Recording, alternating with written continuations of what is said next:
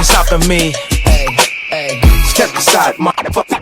I said 23, going on a spree. You just set me free. VIP, walking easily, but so casually. Low key, locked in mentally, that's a guarantee. Talk to me, numbers never lie. Add it up, that's me.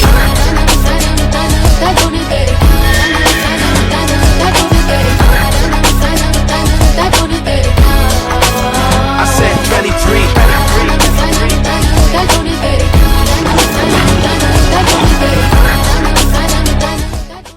So aim for if you are already getting mock test లో 70-80 marks వచ్చేస్తున్నాయి madam అంటే పర్వాలా, కన్సిస్టెంట్గా అదే maintain చేసుకోండి, best colleges వస్తాయి.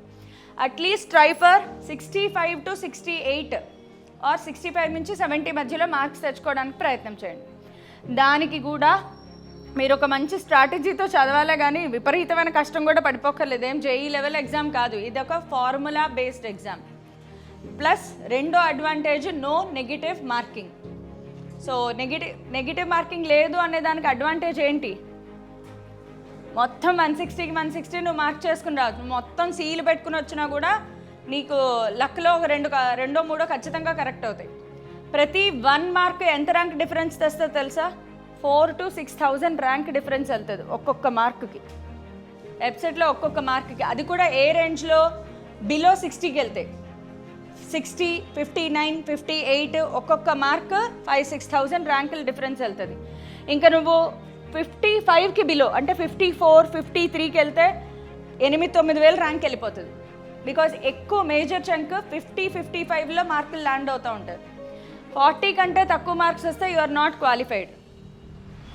ఎంత బాగోకపోతే నువ్వు 160లో మొత్తం సీలు పెట్టుకుంటూ వెళ్ళినా కూడా నీకు 40 మార్కులు పోనీ ఓ 4-5 క్వశ్చన్లు సాల్వ్ చేసి మొత్తం సీలో మొత్తం బీలో పెట్టుకున్నా కూడా క్వాలిఫై అవుతావు.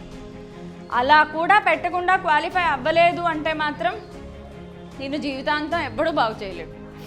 సో కొంచెం ఒక స్ట్రాటజీతో వెళ్ళండి. అండ్ ఆల్సో వెబ్సైట్లో డు నాట్ గో, నేను అందరికీ చెప్పేది do not go by high weightage chapters. అవసరం లేదు, ఉంటాయి హై వెయిటేజ్ చాప్టర్స్. ఇప్పుడు ఫ్లూయిడ్స్ హై వెయిటేజ్ చాప్టర్స్ నువ్వు చేస్తావా? చేయగలిగితే చేయండి, బట్ నా రికమెండేషన్ అది రాదు, ప్రాబ్లం అవ్వదు. రొటేషనల్ డైనమిక్స్ ఇవన్నీ ఎందుకు? నీకు వచ్చిన చిన్న చిన్న చాప్టర్లు కమ్యూనికేషన్ సిస్టమ్ నుంచి ఒకటి పక్కా, మీకు తెలంగాణలో అయితే ఫిజికల్ వరల్డ్ నుంచి కూడా ఒకటి పక్కా వస్తుంది. పనికిమాలిన చాప్టర్. నువ్వు గత 10 సంవత్సరాలు పీవైక్యూలు చూసుకున్నా అందులో 20 క్వశ్చన్లు ఉంటాయి. తిప్పి అవే వస్తాయి మళ్ళీ క్వశ్చన్స్. 1 క్వశ్చన్ ఈజీగా వచ్చేస్తుంది ఆరామ్గా. ఎలక్ట్రోమాగ్నెటిక్ వేవ్స్ చిన్న చిన్న చాప్టర్లు పెట్టుకోండి.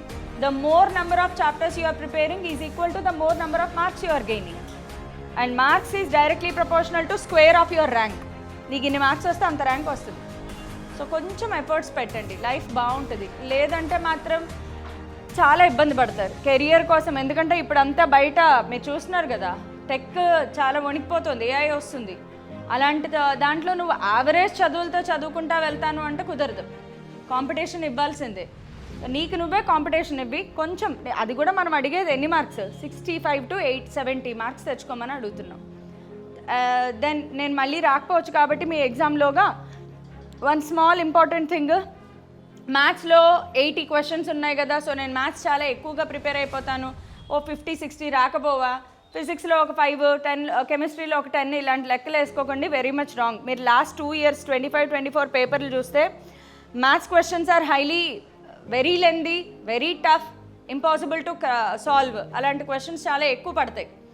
ఐపీఈ ఒకప్పుడు వచ్చేవి, ఐపీఈ క్వశ్చన్లే వెబ్సైట్లో వచ్చేవి. ఆ రోజులు పోయాయి. ఇప్పుడు జేఈ మెయిన్స్ పీవైక్యూస్ వచ్చేస్తున్నాయి డైరెక్ట్గా వెబ్సైట్లో. సో మ్యాథ్స్లో మీరు ఎంత చేసినా 30 క్వశ్చన్స్ మీరు సాల్వ్ చేయగలగడం అనేది చాలా ఎక్కువ. ఈ 30 చేసేలోగా నీకు 3 గంటల్లో 2.5 గంటలు అయిపోద్ది. ఆ లెవెల్లో ఉంటాయి ఆ 30 క్వశ్చన్స్ కూడా.